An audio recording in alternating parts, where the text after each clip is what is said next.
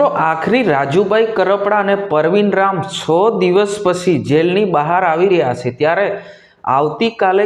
કેવી રેલી રહેશે અને દિલ્હીના પૂર્વ મુખ્યમંત્રી એટલે કે અરવિંદભાઈ કેજરીવાલા સાહેબ પણ ત્યાં આવવાના છે અને સાથે સાથે આદિવાસીના ટાઈગર એવો ચેતરભાઈ વસાવા પણ ત્યાં જવાના છે અને આવતીકાલે જે કડદા કાંડમાં જે રીતના 70થી વધારે ખેડૂતો અંદર હતા એટલે કે જેલમાં હતા એ એકના એક છૂટી ગયા હતા, પરંતુ છેવટે પરવીનભાઈ રામ અને રાજુભાઈ કરપડા બંને નેતા જેલમાં હતા, એમને જામીન જે છે એ મળી ગઈ છે. તો આવતીકાલે એમને સોમવારે લગભગ 10 વાગ્યાના ગાળામાં એમની રેલી થવા જઈ રહી છે એટલે કે જેલથી બહાર આવી રહ્યા છે. ત્યારે આવતીકાલે એમ કહેવાય છે કે આખા ગુજરાતના ખેડૂતો ત્યાં ભેગા થશે અને પરવીન રામ અને રાજુભાઈ કરપડાને સન્માન અને રેલી સાથે એમને લઈ જવામાં આવશે એટલે કે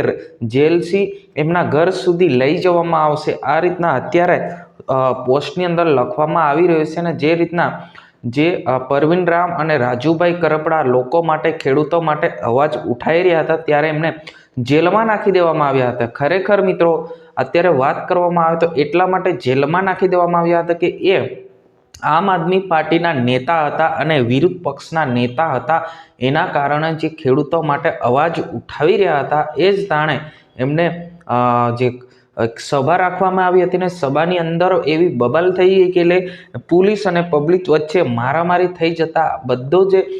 જિમ્મેદારી હતી એ પરવીન રામ અને રાજુભાઈ કરપડા બંને નેતાઓ જિમ્મેદારી રાખી હતી અને એટલા જ માટે એ જેલમાં ગયા હતા. તમારે શું કહેવું છે જરૂર કમેન્ટ કરીને બતાવજો. આજની વિડીયોની અંદર બસ આટલું. અવારનવારના વિડીયો જોવા માટે અમારી આ ચેનલને સબસ્ક્રાઈબ કરીને લાઇક કરીને તમામ વોટ્સઅપ ગ્રુપમાં શેર કરવાનું ભૂલતા નહીં, કેમ કે આપણે ગુજરાતની લગાતાર જે પણ માહિતી મળી રહી છે તાત્કાલિક તમારા સુધી પહોંચાડવાનું કામ